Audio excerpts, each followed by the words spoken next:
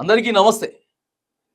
ఈరోజు దేశవ్యాప్తంగా కూడా 78వ స్వాతంత్రపు దినోత్సవ వేడుకలు ఘనంగా జరుపుకుంటా ఉన్నాం. మరి ఈ సందర్భంగా ఈరోజు తెలంగాణ రాష్ట్రానికి చాలా ప్రత్యేకమైనటువంటి రోజని కూడా చెప్పుకోవచ్చు. దేశవ్యాప్తంగా ఉన్నటువంటి మరి కేంద్ర ప్రభుత్వం, కేంద్ర హోంశాఖ ఇలా పురస్కారాలు ఇస్తా ఉన్నది. ఎవరెవరికి ఎలాంటి పురస్కారాలు ఇవ్వాలి, ఏ డిపార్ట్మెంట్ కి సంబంధించినటువంటి పురస్కారాలు ఇస్తా ఉంటే ఒక అరుదైనటువంటి పురస్కారం ఎలా తెలంగాణ పోలీస్ కి దక్కింది.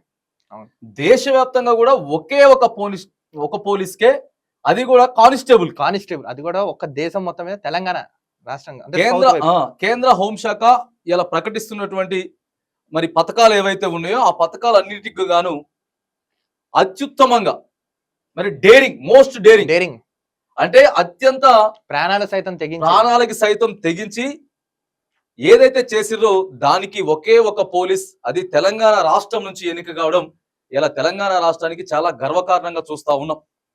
మరి మనకి ఇక్కడ స్క్రీన్ మీద కనపడతా ఉన్నాడు చదువు యాదయ్య.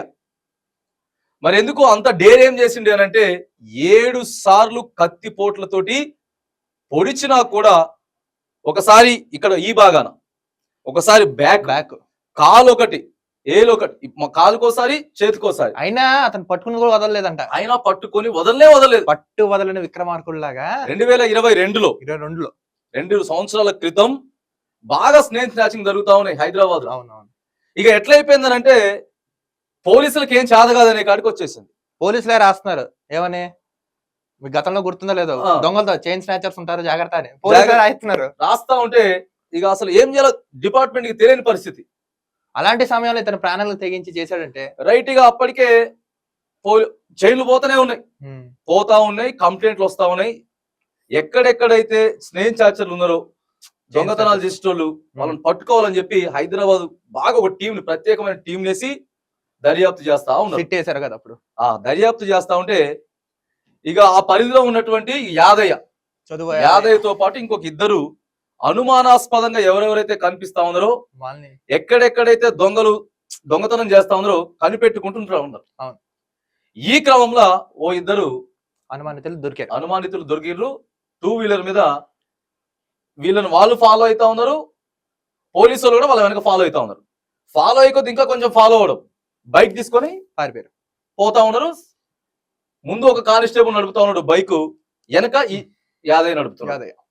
ఇక వాళ్ళు కూడా 2, ఒకనికి 16 సంవత్సరాలు, ఒకనికి 28 సంవత్సరాలు ఉంది. 28 సంవత్సరాలు ఉన్నది. పోయి గట్టిగా పట్టుకున్నారు. పట్టుకోవటం ఒకటే ఉడుంపట్టు. ఇంకా కత్తి తీసిండు. ఇక కత్తి తీసి పొడుతున్నాడు, అయినా కానీ వదలట్లేదు. మొత్తం చెయ్యి వెనక ఆయనకు ఒకటే కనపడుతుంది దృష్టిలో. వదిలేస్తే మాత్రానికి ఇప్పటికే నా పోలీస్ డిపార్ట్మెంట్ కి చాలా చెడ్డ పేరు వస్తా ఉన్నది.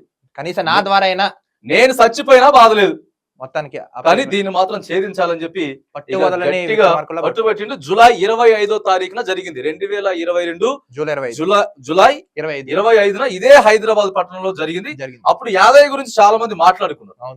దాదాపుగా 20 రోజులు ప్రాణాలతోటి మరి అటు ఇటుగా అయింది.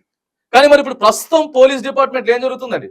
పోలీస్ డిపార్ట్మెంట్ ఎంత నిర్లక్ష్యంగా వ్యవహరిస్తున్నారు. ఫస్ట్ ఆఫ్ ఆల్ కంప్లైంట్స్ వస్తాయి, ఎవరైనా కంప్లైంట్ మాకు ఈ సమస్య వచ్చిందని కంప్లైంట్ ఇస్తానేమో వాళ్ళ మీద లైంగికంగాను, నెక్స్ట్ మానసిక క్షోభ గురి చేస్తూ, నిర్లక్ష్యం వహిస్తూ అలా ఉంది వ్యవస్థ. గత ప్రభుత్వం అయినా ఇప్పుడు ఉన్న ఎవరి హేరంలో ఫ్రెండ్లీ పోలీసింగ్ అన్నారు. ఇదేనా ఫ్రెండ్లీ పోలీసింగ్?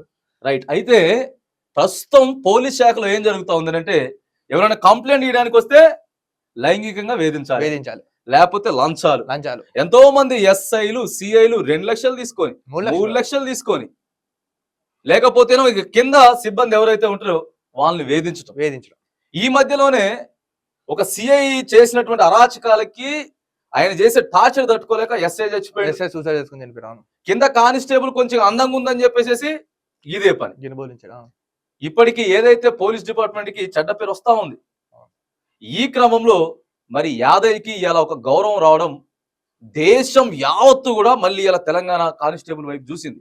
అరే ఎవరు యాదయ్య అని చెప్పి సెర్చ్ చేస్తా ట్రెండింగ్ లో పడిపోయినా ప్రతి స్టేట్ సెర్చ్ చేస్తా ఉన్నది. ఎందుకంటే శౌర్య పథకం కేంద్రం ప్రభుత్వం పెట్టినటువంటి పథకంలో అత్యంత ధైర్య సాహసోపేతానికి మోస్ట్ డేరింగ్ పర్సన్ ఇక అని ఎవరని చూస్తే యాదయ్య కనపడతా ఉన్నాడు. మన యాదే. ఒకే ఒక కానిస్టేబుల్ యాదయ్య కనపడతా.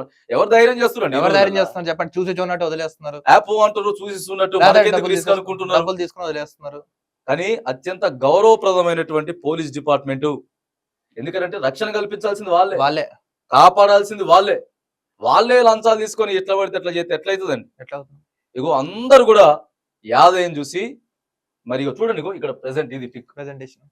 ఇక అక్కడ డీజీపీ కమిషనర్ వాళ్ళంతా కూడా పిలిచి ఆయనకి ఇచ్చిర్రు.